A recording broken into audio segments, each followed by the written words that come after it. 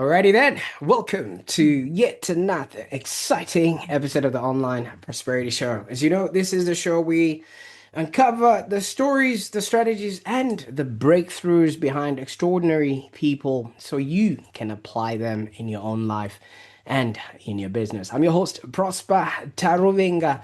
And if you've ever felt like maybe you're really good at what you do, and you're actually brilliant at that which you do, but somehow the opportunities keep going to the people that are simply more visible, then I think today's conversation might actually completely change how you see yourself. As we mentioned, this is where you discover practical ideas from people who've actually solved the problems that you're trying to overcome. So wherever you're watching this from, make sure that you actually subscribe so you do not miss out on any of the episodes, as they are designed to help you build a more prosperous life and business.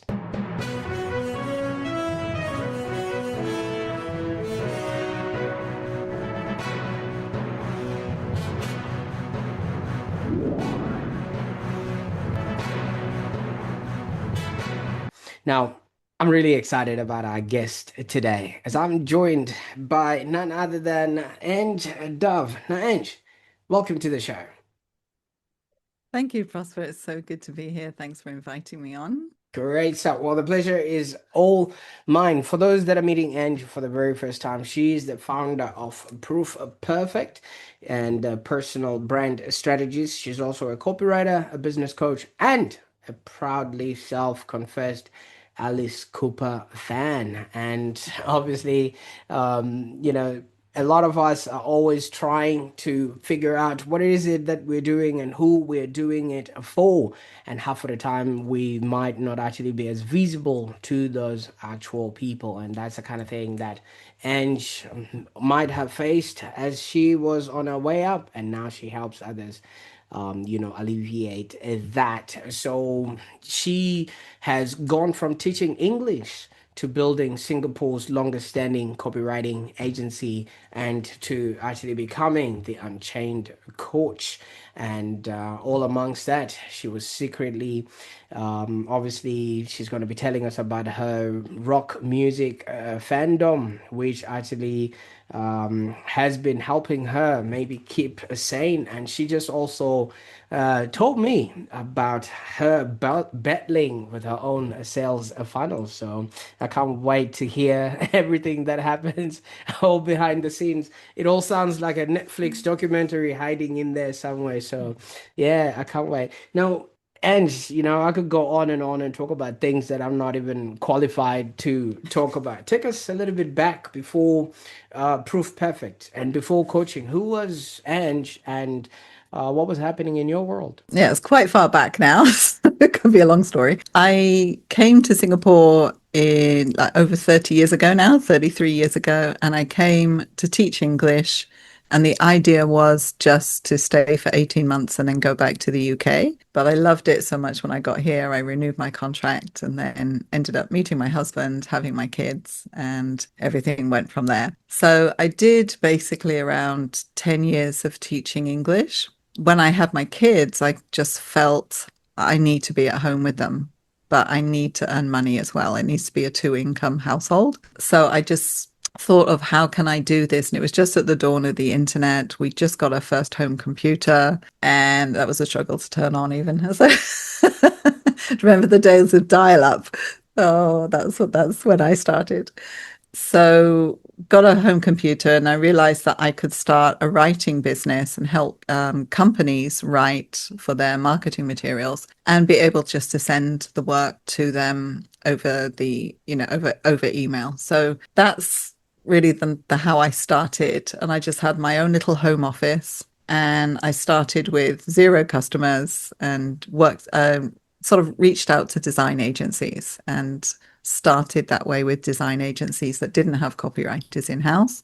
So I became their outsourced copywriter. So that's how I started the business. And I started with zero and literally zero knowledge of how to run a business. I never run one before. Nobody in my family had ever run a business. You know, in the UK, when I was living in the UK, that was just not on my radar at all. And it's only really, as I was in Singapore, that I started. It's a much more entrepreneurial environment, very business friendly here. So I went and I registered a business and I started the business. And it really took off really quickly. I didn't really expect anything from it, but it really took off. So I was able to leave my teaching job very quickly and go full time into building the business.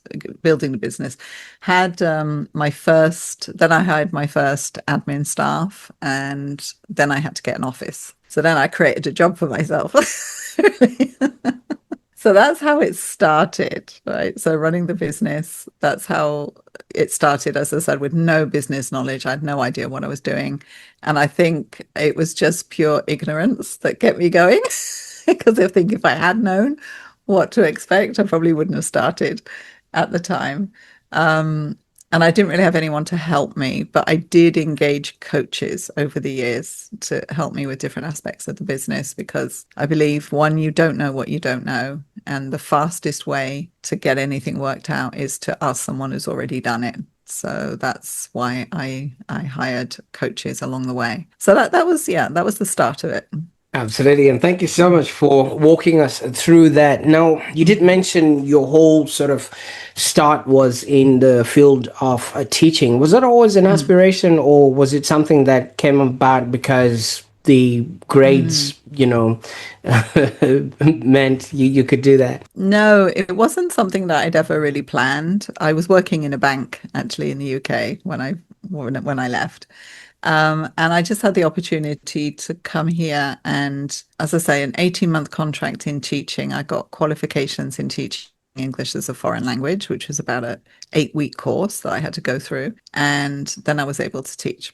And Mm. I loved it. It was absolutely fantastic. I loved the kids that I was teaching. So it's a private language school. So we had kids, and actually it was a range of different types of students. There were kids trying to get into local schools here, so they had to improve their English to get in.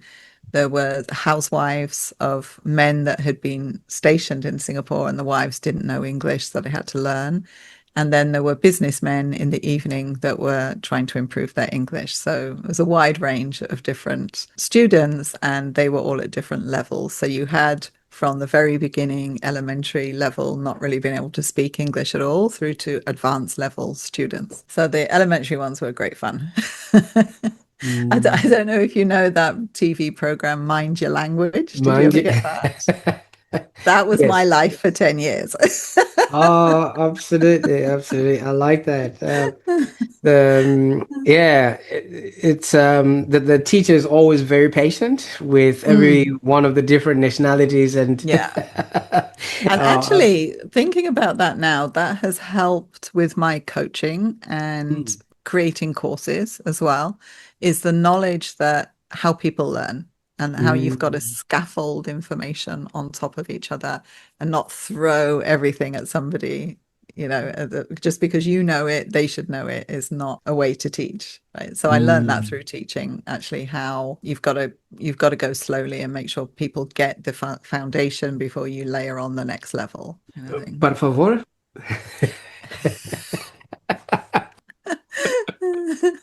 Understandable. And there's something fascinating about you moving to another country. I mean, obviously, Mm, there's a whole different culture, expectation, even though you were working with people that mm, are obviously learning English, which meant the language mm. would have been a common sort of ground, but they're coming from a whole different spot. So it's like Yeah, the whole world came to party in that particular yeah, spot that you were in. yeah. Tell us a little bit about, who you became in that zone as well, because so many people are just brought up in that one particular area in their life or country. And Mm, when they go mm, to mm. different places, they literally have to also become somebody else because they, Yeah, by definition, a rookie in that particular space. yeah, that's true. I think for me, when I first came here, I think Singapore was quite confusing for me because It was, on one level, very westernized. English is the first language that most people spoke. It's very, for the business language, definitely it's English. And it was very modern, skyscrapers. It was very much a Western way of life. It's like a Western way of life in Asia. But at the same time, there's an underlying, okay, this is different. So each time I thought I understood the culture, then I get, wow, okay, no, I don't. And Absolutely. another thing, just by the side, is like mentally the image, like living in the UK, as soon as the sun goes down, it's cold. Right. If there's no sun, it's cold. So when it's dark, it's cold, basically. So it took me about 10 years for my brain to connect. Darkness outside means hot. Wow. So that was something. So yeah, I think when you travel, when you go to other places, you get to understand different cultures. You get to understand people more. So and then you get to, if you're living in one culture or one country and you watch the news, especially from that country, you're fed certain information. It's a bias on what cultures are like. And then when you actually go to the country, it's, oh, this is completely different. These people are completely different. This isn't what I was led to believe. So Mm, definitely, I think traveling is our greatest educator in a way. Mm. absolutely. And you get to discover yourself in a whole different place because you're Yeah, still the same cool person, yet you're in a yeah, very different environment. Like you were yeah, talking about how when it gets dark, it gets cold in the UK. Now in Melbourne, during daylight savings, you can imagine it sometimes doesn't get dark until 10 p.m. So you yeah. can, yes. So, so my brain is used to 4:35, the sun goes down. So I'm out walking at 9:30 thinking it's still 3:30 and it just really tires my brain sometimes. But yeah, it's things like that that you get to get used to. Now you did Yeah. say there wasn't any history within the family or anybody that you particularly knew that had started a business and everything else. What was the feeling of you getting into business and knowing that you're actually leaving somewhat of steady income and steady outcomes going into the unknown? And the very first thing that you told me today was, oh, I was just fixing stuff behind the scenes. And it's a Yeah. normal Tuesday. Yeah. How was it when I started out? As I said, I knew nothing about a business. I knew, as I said, Singapore was quite entrepreneurial, so I knew people who had businesses. So after a while, it became, oh, this is actually quite normal to have a business. So the mindset changed a little bit, and as I said, it wasn't until I had my kids and realized I was in a situation where I needed to be at home, and you couldn't work remotely in those days, really. Right. I couldn't have Mm, a remote team like I have now. So I knew I needed to be at home and I could work as a one person. All I really wanted was just to replace my income and have my own job. Right. I didn't actually intend to start a business, but I had to register a business to legally take the money that I was charging for the mm, copywriting. So, but it wasn't my plan. It's not what I planned. So I ended up within, how long would this have taken? Probably about 10 years. I ended up with 10 staff in-house in an agency in a shop house in Singapore, which is a very old colonial type building, usually 3 stories. And the lower story on the ground floor is usually a shop, and then they rent the upper levels to offices. So I had 2 levels in a shop house, which was a gorgeous place. It was really lovely. 10 staff in house. So, and it got to the stage where I just suddenly thought, what am I doing? I didn't plan this. I didn't ask for this. I didn't want this. Right. And getting the overheads, like clearing the overheads every month with 10 staff was a huge stressor, huge stressor. So when technology allowed me to bring everything back home, I gradually reduced the team, not by letting anyone go. I just waited for natural attrition. So when somebody left, I didn't replace them. I used remote teams instead to do on a project basis. So gradually people left one by one until I had nobody left. And then I moved back home. mm. And then my overheads were reduced from like 80,000 a month to just the cost of running the software. right? Which is like a couple of $100 and that's it, right? So that freed me up a lot. And the reality was I was serving the same clients, doing the same work. Everything was the same. It was just the business model was different. I just wasn't in a physical space anymore. I was doing everything online. And that was Absolutely. just such a freeing thing to happen. Mm. Absolutely, and congratulations for that. I mean, Mm, obviously, mm, from somebody who started from scratch, going to, those kind of numbers, it is mm, quite remarkable. And doing it in a different place than you were born, like in a foreign country, mm, that also mm. is Yeah. something of note because it would never be easy. By Mm, definition, you're just completely starting just about everything and just everything. understanding Yeah. how all the processes sort of work. But the kind of work that you were doing was to help other people sort of find their voice and things of that nature. Could you just give us a Mm, like a sort of like a cross section of right. what sort of companies you were working with and the Yeah. kind of jobs that you were involved in day to day, just like Okay. what a typical day would look like for you? Oh, okay. So at the beginning, most of my clients were multinational companies because they were the ones that were desperate for copywriters. So when I very first started, there weren't many copywriters in Singapore and there weren't any native English speaking copywriters. So companies were desperate, like the marketing departments in companies were desperate for help with copy. So when I'd phone up and explain who I was, they were, oh my God, yes, yes, send me your information. Yes, yes, yes, let's meet. Right. They were desperate. So it's really easy to get work. But what I did, and we'll touch on then the personal branding, which I went into later, which was like this kind of foreshadowed it. But I got business through Google Ads mostly. They would look for a copywriter online, find our website, fill out the contact form. I'd go and meet them, and I'd get the job. So that's how that worked. But on my website, I didn't put myself on the website at all. My name wasn't on the website. My face wasn't on the website. I completely hid behind the company brand, which in one sense is good because it enabled me to be able to go and see clients and not have them completely invested in me being the one doing the work. Although I would get requests saying, "It's going to be you. It's going to be you," right? And I say, "Yeah, yeah, yeah, yeah." And I give it to my team. But so there wasn't that, I didn't have to make that transition of, oh, it's Angela does the copywriting, and then having to transition over to trying to persuade customers that let my team do it. Right. So that kind of thing was happening at that time. So that's where we were. It was like MNC customers. And because I didn't put my name on the website, I ended up actually leaving a lot of money on the table. And the reason was because in those days in Singapore, as I said, the demand for native English speaking copywriters was really high. People were desperate for help locally to do that. So if I put my face on my website, I reckon I would have got so many more inquiries. But I didn't do it. So the only reason people knew about me, and I don't know how, but it was just through word of mouth. And I would go to meetings and customers would say to me, "Oh, we've heard so much about you. Now we finally get to put a face to the name."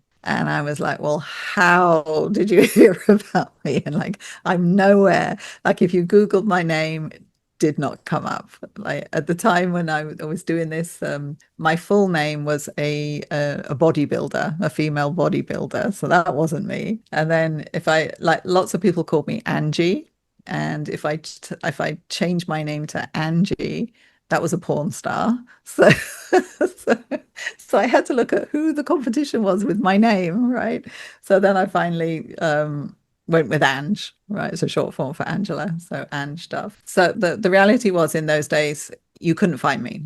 I wasn't online at all. There was nothing. I was completely invisible, completely Mm. invisible. And as I say, that cost my business a lot of money. I would say I could have earned three times the amount, I reckon, in the early days if I'd have done that. And I didn't do Mm. it. Now, Mhm. was that by design, or was that the No. time that you were in, or is that sort of like how everybody was growing their businesses, leading with the business, Mm, brand first instead of mm, the personal brand? Because there's a lot of people that might be watching today that are unknowingly paying that very same price that you paid at that Yes. particular time because they're just Yeah. working behind the business brand without them Mm, putting themselves forward, mm. moving forward. So maybe you could let us know why that was that like a choice or So it was a choice for me because I'm a very private person and I'm right. quite introvert actually, and I just didn't want to be seen and I didn't want to be on social media or anything like that. So it was a choice, but it was also the way, as you said, like businesses were conducting themselves. It was more a business is a business, you deal with a business. And today, I think there's a more of an understanding of everyone needs a personal brand, right, that goes along with it. So you have your personal brand, and it doesn't matter what happens to the business, you can still work with your personal brand and go into something else, right? So, but although even so, at the time, I mean, there were big personal brands like Richard Branson, for example. I mean, he's the face of Virgin, right? Doesn't matter how many Virgin companies he has, it's still Richard Branson, right? And then the realization that people deal with people is another thing of, it's you. When I look at my buying decisions online, if I go to a website and I go to two different websites and they're offering the same kind of services, and the about section on one website gives me some humans that I can see and believe, okay, they're running the company. And another one is completely faceless, doesn't say who's running the company. I would go with the one that told me who, right? Every single time I would go with them because they're more human. So I think that's one thing to bear in mind when you're running a business is just put your own self out there as well, because people deal with people, they don't deal with companies. So that's one thing that I didn't realize at the time, right? So one, I didn't want to put myself out there. I thought the business was good enough, right? And we had a really good brand for the business as well. So the brand was known. So it was like, are that they were kind of dealing with me because I was the one that was a salesperson. I went to every meeting. I went to see clients. I built the relationship with the clients afterwards, but I was not the face of the company online at all. And there's parts of your about us that talk about you having been chained. Is this what you mean? And is Mm. this what it means being having been chained in what you were doing without having to be able to take yourself out there, like you're saying? Because I Yeah. suspect a lot of people that are watching this are probably Mm. wearing those chains themselves without them Mm. even noticing Mm. that this Mm. could be crippling their growth and things of that nature. Yeah. I think the key thing on building your own personal brand is you create choices for yourself. And I think that's what freedom means to me is creating choices that you don't necessarily have to take them, but they're there so that you have the choice. If you want to do something, it's there for you. So to me, being unchained is having the freedom of choice to do what you want to do. And I'm actually just writing a book actually about this today. I just finished my first draft of the whole book this morning. But that talks about having what we call the optionality, having options in your life. So people today, especially with AI, are facing the prospect they might be made redundant, or Mm, a lot of people have been made redundant, and then your identity completely goes because your identity was wrapped up in what you do. right. And so other people are now watching this happen and thinking, what's going to happen to me? Where is this all going? How much is AI going to disrupt working life in the future? How different is it going to be? And I think that's a reality that's coming, definitely. And so my advice to people is create your plan B now. Create it now because something's coming and it's not going to be Mm, pretty. So your plan A might be where you're working now, and you might be quite happy with where you are.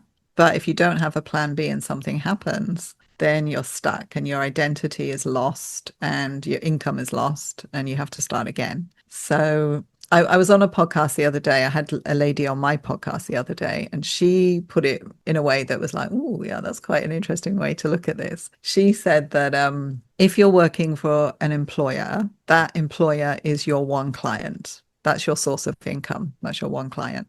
If you're running a company, you will have multiple clients all giving you a source of income.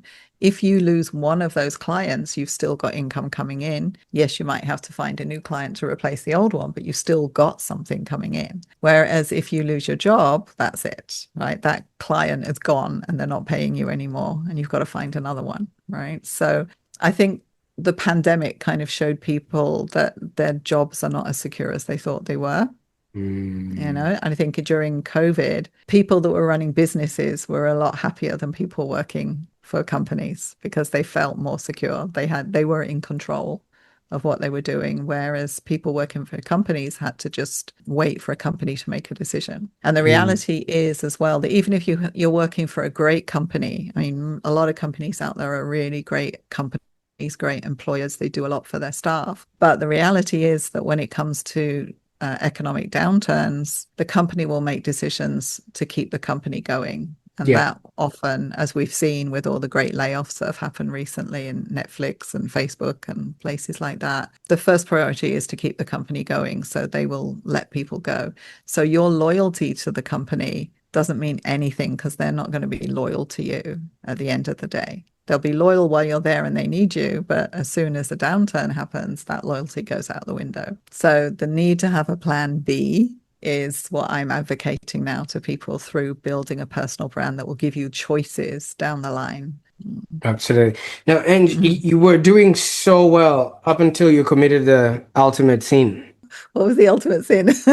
I mean, you don't come on the online prosperity show and tell us you're writing a book and not pledge to come back and launch it on the show. So you've got a Oh, few minutes lovely. to redeem Okay. yourself, please. Yes, I will do that. That's fine. Yes.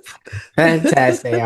Now, I really love this part about your story. I mean, obviously, Mm, so many people go into either work or business with that just one track mind of, I just want to mm, succeed, I want to do well, I want to do mm, amazing. And then when you're in it, then comes the part of, is this actually creating the freedom that I want, or is mm. this actually giving me the Yeah. choice that I actually want? Because when you watched the webinar or when you signed up for the courses or whatever it is, it didn't tell Yes. you that this is what will be entailed. So you went and Mm. took your agency around. I mean, obviously, you did mention over 80,000 in overheads. Yeah. That's a lot Yeah. It's to a lot. putting it down Yeah. to just subscriptions, like you said, and you Yeah. redesigned it so that you can run from virtually Mm.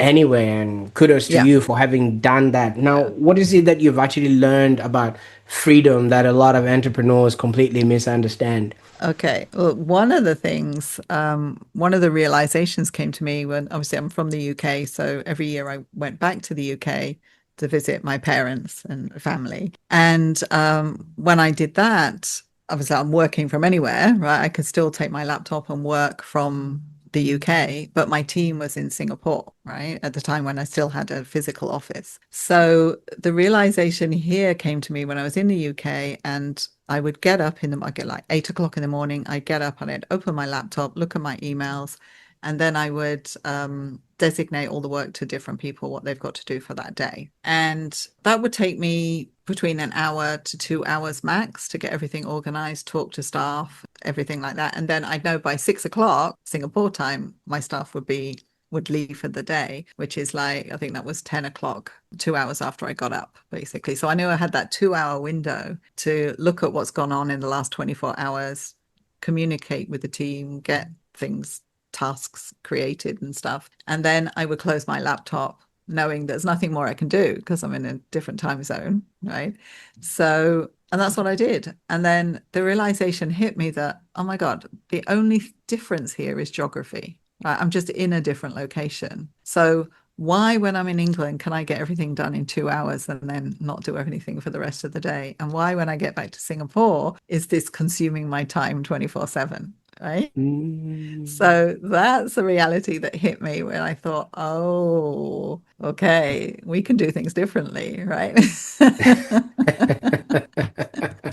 So a lot of Absolutely. it is you need to be sort of very conscious of there is a danger, and I did this for years, a danger of letting it completely consume you when you build a business and not build any guardrails around your time, set any boundaries. I was terrible for setting boundaries. So you really have to set boundaries, really protect your time. And even to the point where when I had my home office was actually this room actually before my this that became my son's bedroom, and now I've reclaimed it back. It's my room again now because he's left home, right? Mm, But when I first had the home office, and then I moved to my first physical office, obviously I moved everything out that was parked in the physical office, so I didn't have a computer in this room anymore. The amount of times I walked into this room to go and check my email, and oh, it's not here anymore. It was that habit, it's a right? habit, yeah. Yeah, Okay. it's like if there's a power cut and you still try and make a cup of tea. It was the Absolutely. same. It's just you're on autopilot. Let me just go and check my email, walk into the room. Oh, okay, it's not there anymore. Yeah. You see, and while I was looking at your stuff, I think you made a very interesting observation that Mm. everyone already has a personal brand. I mean, there Mm. are other that are much more pronounced, your Kim Yeah, Kardashians and other yeah, ones, your Paris Hiltons yeah, or whoever. And somebody might be thinking to themselves, well, wait a minute, I'm just Prosper. I'm just yeah, Angela. How can yeah. I have somewhat of a personal brand? And the the real question is not whether you have one or not, is it's already there and you have probably been unintentional about it, Yeah, or yeah. somebody has, you know, defined what you're supposed to be called or how they, Mm. sort of Mm. refer to you and stuff. Maybe Mm. you can unpack that for a lot of people, because I think this is still one thing that so many people don't quite understand, that, wow, Yeah, who, me? I'm just little old me. I don't think I yeah. have a brand, because I think that idea alone could actually completely change how people see Yes, themselves. I agree. I agree. I think people have a misconception sometimes that, okay, if you're building a personal brand, you're going to get famous, you're going to be a celebrity or an influencer, but you don't have to do that at all, right? It's just for the people that matter in your world, it's for them to understand what it is that you do and how you can help them, right? So that's what your personal brand really should entail. So you don't have to be a celebrity. You're not necessarily famous. There's plenty of people that I engage in online with people that do not have a big name. You'd mention their name to somebody, nobody would have heard of them, but they've got their own little space and they're doing their own little thing within their sphere of influence, and that's all you really want to do is you just find your customers. So I think people also seem to have this, I've got to get everywhere. I've got to, got to let the whole world know what I'm doing. Well, if the whole world said yes, you'd be in trouble because you wouldn't be able to fulfill, right? So it's just finding your little niche and your people that naturally gravitate to you because of the messages you're putting out that's unique to you, and they value it. They see something in it and they want a part of it. That's what your personal brand will do for you. And then if people are thinking, okay, well, I don't want to put myself out there and that's not me. I have to be loud and whatever. And I just say, no, you just have to be you. Just be authentically you. You don't have to be loud. You don't have to have high energy everywhere. I've seen plenty of people that are very successful on YouTube, for example, that are really boring. But they have really great advice, right? So people want the advice. And this is something as well a coach said to me one time, and this changed my whole world. This is the thing that got me into coaching and got me to leave the copywriting behind. Is he said to me, it's not about you, it's about the people you serve. And it was like a light bulb went off, right? Because I was completely consumed with me, right? And what am I going to be? What am I going to look like? How are people going to judge me? What are they going to think of me? They're going to think I'm useless. And, I had a real low self-esteem at this point, I think. And so he made me realize that nobody cares what your hair looks like or what your makeup looks like. Just get on and serve people. If the people are waiting for you to show up, and they will only do the things they're meant to do when you are the guide, when you guide them, not when somebody else. And if you don't show up, they're going to go with somebody else that's probably not very good for them. So you've got a responsibility for the people you were meant to serve to show up. So he said, so get out of your own way. And I was like, oh, okay. I And can imagine. that just changed everything. It just changed everything. Just if you come to the whole thing with an attitude of service, Mm, everything changes. Right. it's not about you. And I Yeah. quite like that because so many of us, when you hear personal brand, it's like, oh, I gotta show up in this certain way, wear this sort of Yeah. uniform, Yeah. have this sort of persona around me, and Yeah. have these trappings. When Yeah. the other people are just worried about what's in it for me and how can Yes. I really benefit from all of this. Now, Yeah. speaking of people that you serve and the rest, Mm, you actually work mm. mainly with Gen X professionals, Yeah. right? Yeah. Yeah. And why do you think this generation sort of struggles more than the rest putting themselves out there? I think Gen X has always been the forgotten generation, for one. Mm. I'm Gen X, right? So I used to this used to drive me insane. It used to drive me nuts, right? You would see some write-up or some video that's going through the generations, talking about this generational divide, whatever. And they would talk about the boomers, they talk about the millennials, they talk about Gen Z, they talk about alpha, and whatever. They never talked about Gen X. We always got left out. I'd be looking through the article, okay, what's Gen X? Where about Gen X? And then we're not there, right? So we were always forgotten I through our whole know. life. And I think Gen X is the generation that just used to get their heads down and get things done. They didn't need fanfare. They didn't need congratulations. They didn't need recognition. They're just like, okay, that's the work to be done. I'm going to do it. And they get their heads down and they do the work. But because they didn't announce how successful they would then get overlooked by other people that were less experienced than them, less talented than them, but people that shouted louder, people that put themselves out there would naturally get the attention and get the promotions. And Gen X tended to be looked over in that sense. And I think also now, where Gen X are now, because they're near that age of retirement, but they're not quite there. Now it's a case of if they lose a job, it's very, very difficult for them to find another job because they get overlooked again because now people are looking for younger people. Whereas when you think about what Gen X has to give, this is the generation that is the bridge between the analog and the digital world. This is the generation that could talk to people, have a conversation, but also work in the digital realm as well. So they have the best of both worlds, and that they're also people that are natural problem solvers because of the way they grew up. Nobody was around to mollycoddle them or guide them. They had to figure everything out for themselves. So Mm. they were definitely problem solvers and very social, I would say as well. So they understand the way boomers talk and they understand the way millennials talk, so they can sort of communicate between them, kind of thing. Then that bridge as well, and it's just the ability just to get on without any drama and just get things done and just wonder why everyone's having such a hard time about it. Just do it, right?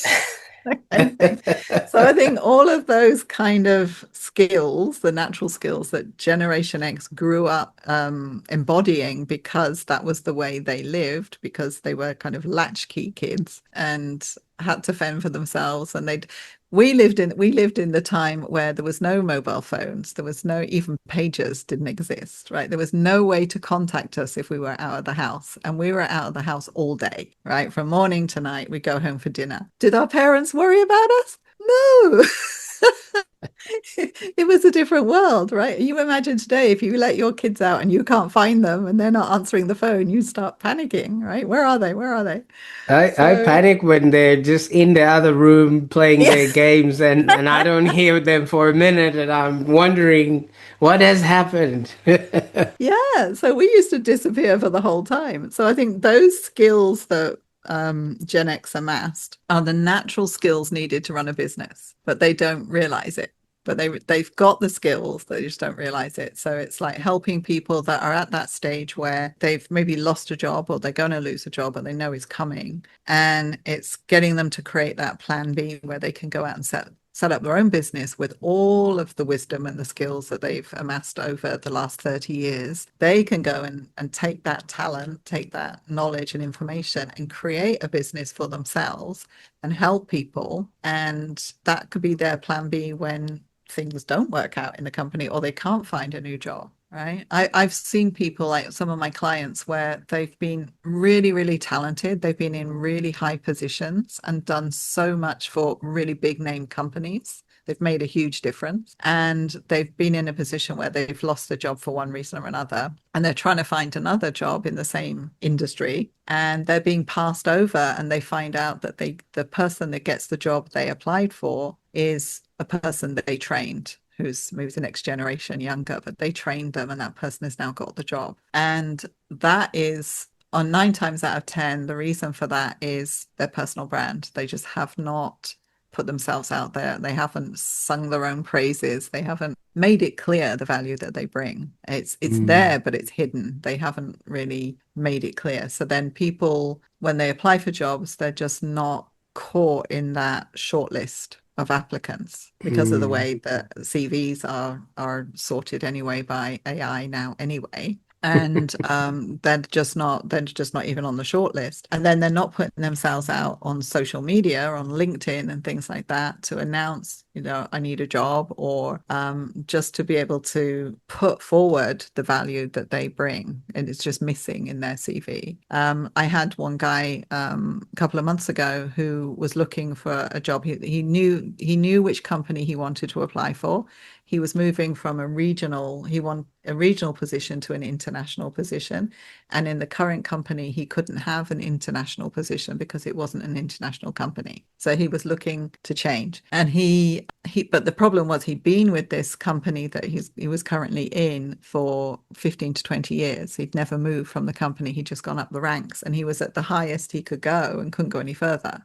So the next move had to be a different company. And so he targeted the one company he really wanted to work with, put in applications, got ignored, or they just turned him down flat. And then he worked with me. We reworked his personal brand. We redid his LinkedIn profile. We looked at what content he should be putting out to position himself as a thought leader in the industry and put really thoughtful pieces out about where the industry is going, acknowledging the difficulties of the certain stakeholders in the industry. And then he applied again and he got the job. So it was Wow. just his positioning. It was his positioning. Now, obviously, you are mentioning some of the things that you're Mm, helping these Gen X, mm, professionals with, and some things of a case study of how it actually happened. But if somebody mm. comes to you right now, what are they walking away with? What can they expect from the work that you will do with them? So we would basically build up their personal brand, their messaging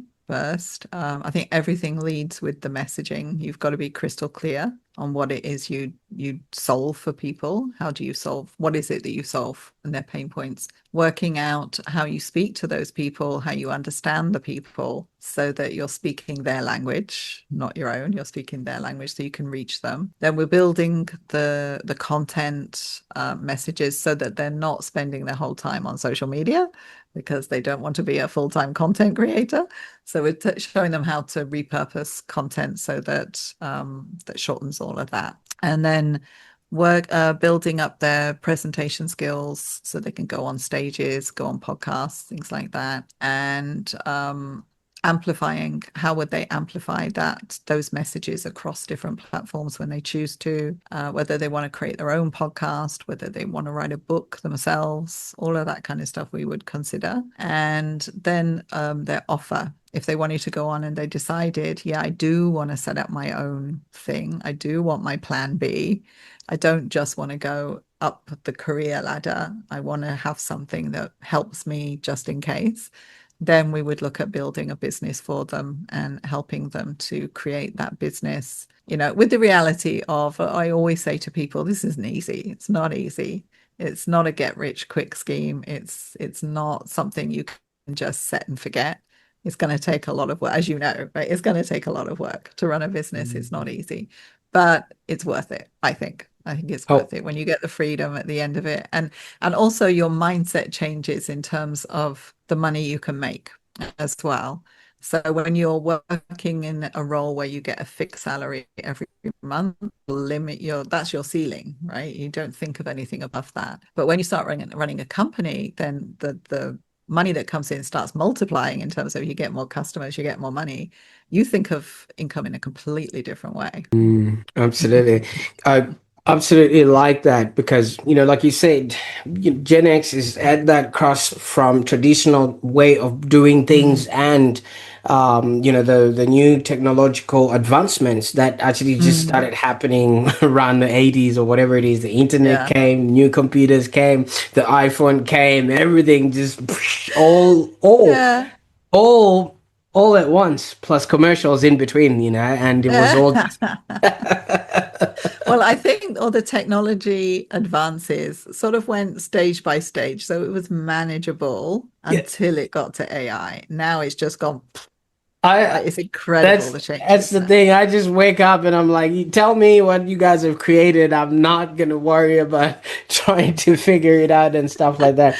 But Yeah. what I feel like, first of all, let me acknowledge what you just said, the freedom Mm, and also the income and things of that nature. mm, I don't know about mm, you, Ange, but I'm working right now. I'm at mm, work, and it's a mm. whole different way of being that somebody Yes. would think, wait a minute, this guy seems like they're having a lot of fun. They're just having fun, right? And then obviously there's also the one thing that you actually mentioned, which I feel like you're literally giving people back to themselves.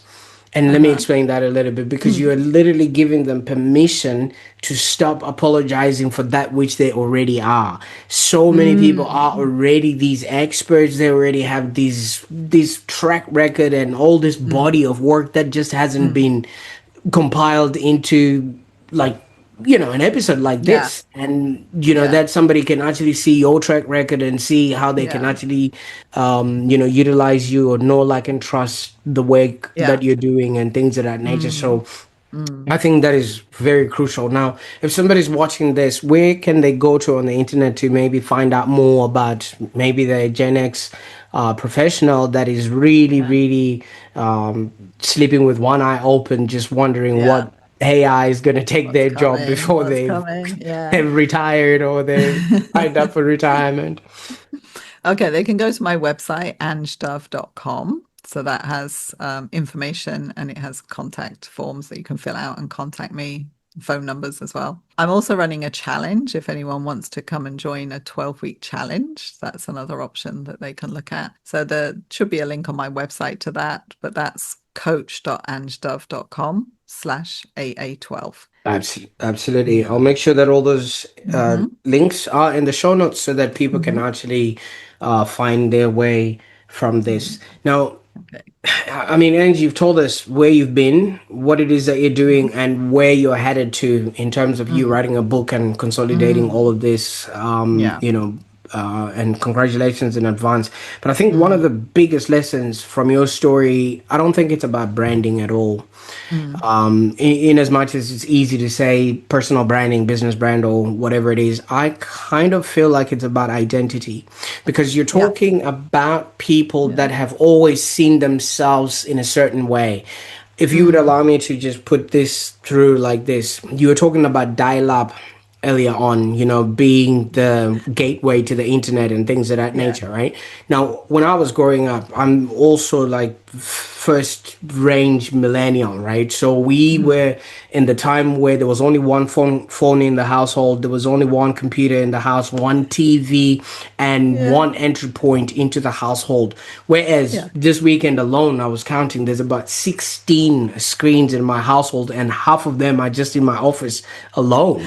All right.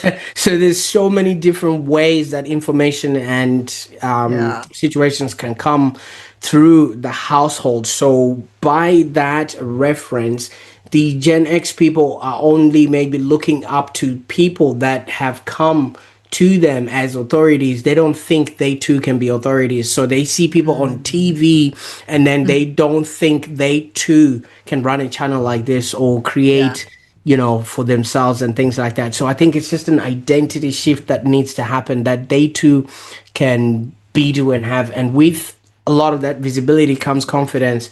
And I think that's the breakthrough that a lot of people are Yeah. sort of looking for. So yeah. Absolutely. I think also with the Gen X, if they're anything like me, is like you mentioned, it's all about, people on camera are celebrities, right? So Hollywood stars and whatever. And we didn't grow up with a camera in our face, right? Whereas my kids can just put a camera up and then they can record themselves. They don't care how they look. They don't care what people think. They just press record and put something out, right? Whereas for us, it was, oh, you have to be perfect, you have to look wonderful, and you have to do your makeup and your hair and all that kind of stuff. So it doesn't come natural at all. And I went through a huge process of transformation to get comfortable being on camera because I couldn't, a few years ago, I couldn't do this. I couldn't be on a podcast.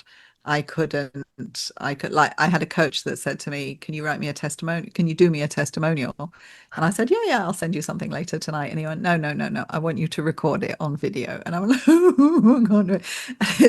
This 30-second video testimonial took me all afternoon to do because I was so I had just such I was just such a perfectionist, right? And every time I did something wrong, I would stop and start again. So of course, and then it got worse because every time I did something wrong, it would just make me more stressed. Yeah, I was terrible on camera, absolutely terrible. And that it took me time to practice and work it out and do it. But now I have my own YouTube channel. I record on my courses, I record on videos, I do pod loads of podcast appearances and stuff. So now it's become second nature, but it wasn't. It was something that took me a long time to get over. Mm. So if Good. I can do it, anyone can do it. Good on you. Good on you for obviously choosing yourself. And I think you Yeah. said something that is quite remarkable. It's not about you, it's about the people Yeah. that you're serving. And if Yeah. you can be that and do that for them, then obviously Yes. everything just goes by the wayside. Now, I Yeah. know, you probably have had to go through this and figured it out with, your coaching clients and things of that nature. But if somebody's still watching this and they're thinking to themselves, I really can't go on camera and I don't know how much of my own personal life should I actually share and things of that nature. Mm. What Mm. could you say to that person? I was like, you don't have to share anything personal at all. You don't like, you protect your family, you protect your kids, things like that. And it's completely then after that, your choice is how much you reveal. And I think you still got to be a little bit careful about what you reveal in terms of you can tell stories, like I've told some stories today about failures in my life, right? But they go to proving a point of how it can be overcome. So I'm helping people. I might be telling those stories, but it's so that I can prove it can be overcome. But if you're just telling sad stories and everything's, it's gone bad for me or whatever, and to the detriment of how people feel about you, you could lose trust. So you got to be careful with what you say in terms of keeping the trust and using the stories to prove a point and make yourself more human as well, because people want to actually relate to you. And if you can show that you relate to them because you were the way they are now, that's a strong thing. That's a good thing that you can help them because you're telling those stories about relating to them now, and you're showing them a pathway to where they can be. So I think that's really powerful. So getting on and being able to tell those stories and coming at it through the vision of serving them, that is what you want to be thinking about rather than how personal should I be or what should I be putting out there. But like I don't put hardly anything of my personal life I put out at all. It's really my business. Absolutely. Yeah, because some people will be thinking, oh, then do I have to dance for TikTok reels and things of that Yeah. nature in order to create a personal No. brand? Now, and you did highlight that you are writing a book, so the cat is out of the bag. Maybe you can just give us a glimpse into what can we expect, and yeah, when do you think the book is going to be out? Yeah. Well, you hit the nail quite on the head actually with what you said earlier. It is about identity. It's about that shift in identity from being an employee to being maybe still an employee, but with a side business, just having that plan B. I'm thinking of calling it something around plan B. I'm still working out the title now, but today I came up with, oh, I'm talking a lot about plan B, so maybe it should be about plan B. But it's the idea of getting yourself ready, being prepared. Like you wouldn't think anything today of taking out an insurance policy to protect your home or your family, whatever. You would pay that money to protect a future possibility of something going wrong.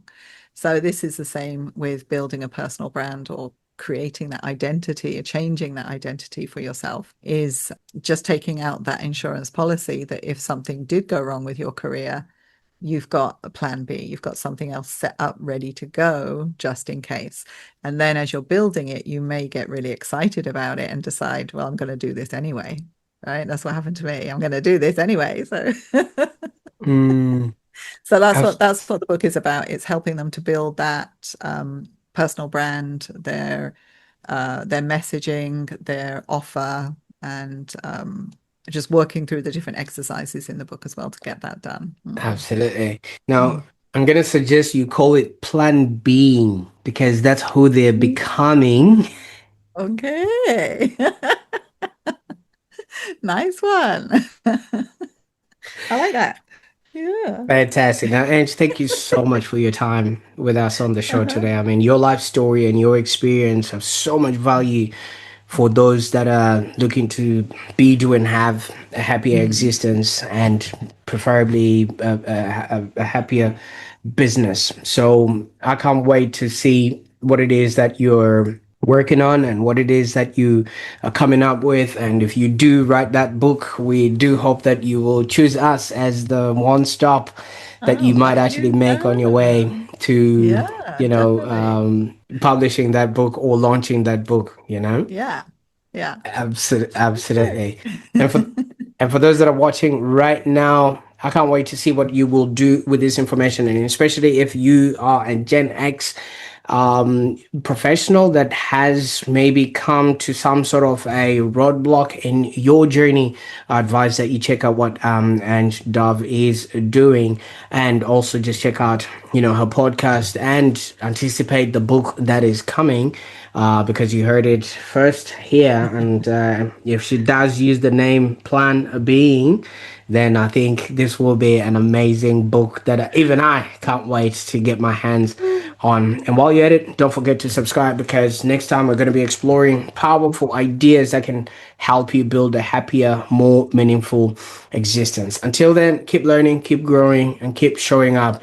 And I want you to remember one thing: the life that you want is often on the other side of the version of yourself that you're not willing to make the world see.